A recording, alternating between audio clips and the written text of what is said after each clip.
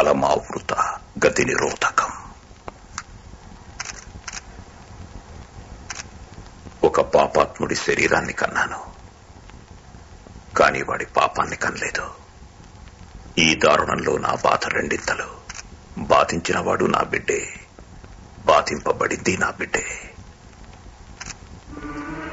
భాష నా అనుచరుడే కాదు, ఆత్మీయుడు. ఈ రోజు నుంచి నా నీడకి గూడుకి సొంతమైన వారసుడొక్కడే.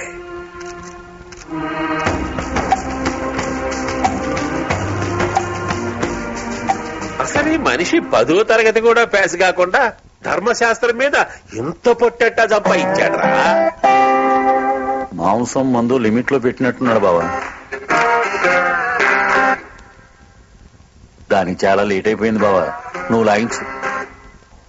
పొద్దున్నే కోడి తెప్పితే కూర తినడు, మందు తెప్పితే మంచినీళ్ళు తాగడు.